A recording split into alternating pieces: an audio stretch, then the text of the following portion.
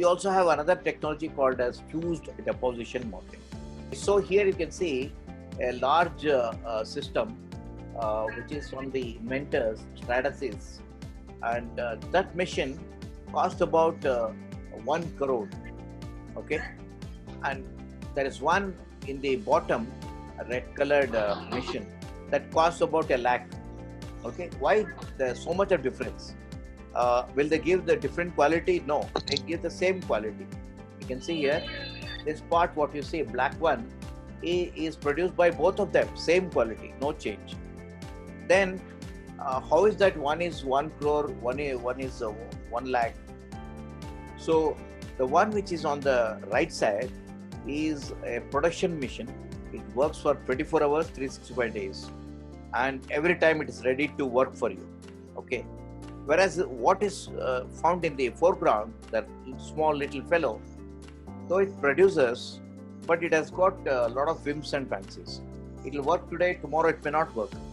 You know, it may not work. You have to be an expert to really run this machine. Okay, you have to be a maker to run this machine. What you find, and sometimes it may not work at all. So business cannot thrive with such low-cost machines. So invariably, the business will go for right side model. What you have now, it is reliability is built in this system. It works 24 hours, 365 days, and it is ready always to print. Okay, that is very important. That's why when you come to Imaginarium, you'll see large systems. You don't see small systems. But for designers like you, for R&D people, for makers, they don't want to invest so much of money. 1 crore. They're okay. If there is a problem, they think it is an opportunity for me to learn. Let me know what is the problem. Let me fix it. Okay. So that is the maker mindset. And as a student, you should all have a maker mindset. Okay. And it's just like a fun, have with the mission. So after this, you also have this animated maker board.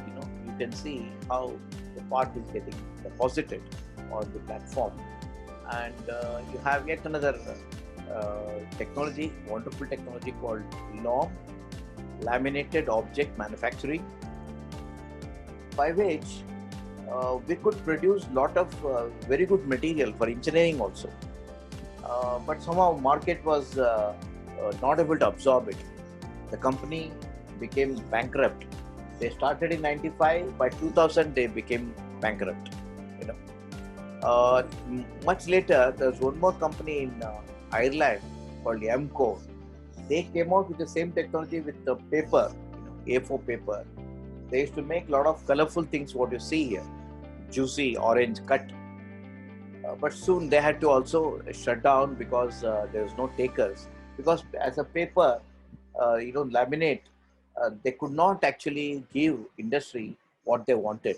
They wanted an end user part, a part which can be tested.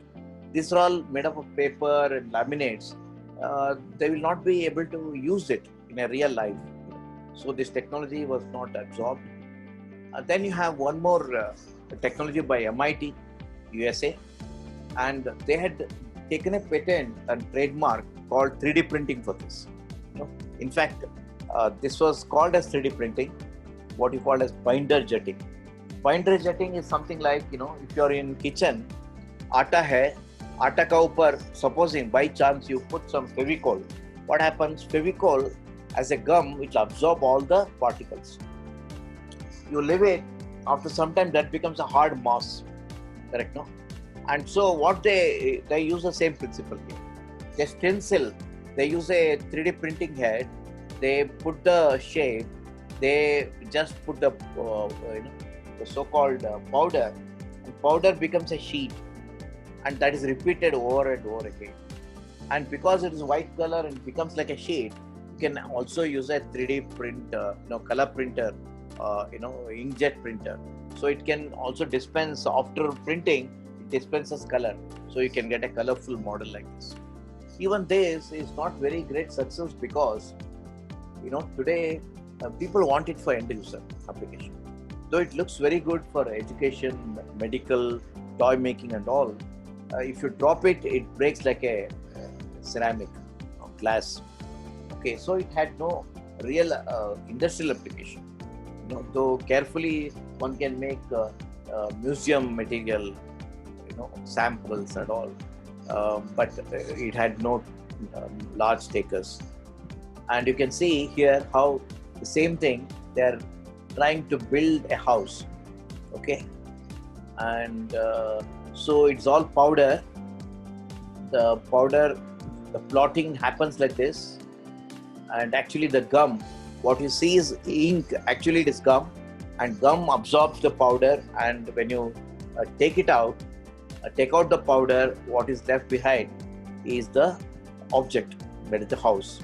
Okay, so this is the process, what you see here.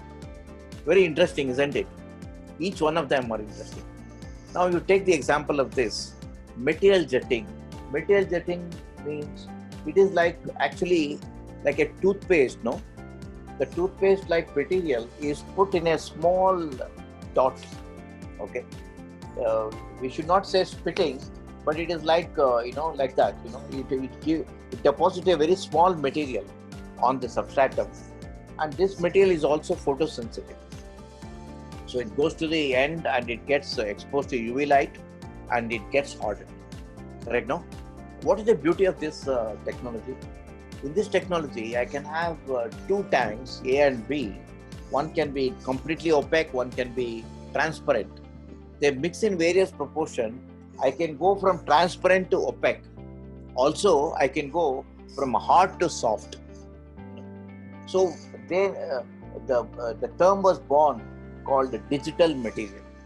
That is, by using different permutation and combination, I can arrive at a particular property of material in the same model. For example, like you have what you see here, a floating member here. It has got a O-ring which is very soft. It has got a manifold here, switch manifold, which is very strong, and you have bottom, which is an actuator, which is strong inside but soft to touch. They're able to create things with different properties in one model. And I think that is the future. The future of everything is this. Okay. Suppose you think of even metal with this, why not? You can have everything. A car printed, tires printed, everything is printed in one go. Just like human beings, no? We are printed, right? We are 3D printed. In mother's womb, in 9 months, we have bio eyes, a CPU, you have a microphone, mouthpiece, and you have a pump which beats, and you have Huddy, which is like a rock, and you have the exoskeleton, the skin, the muscle and all, they're soft. All is done. How it is done? Nature is full of 3D printing. Additive only.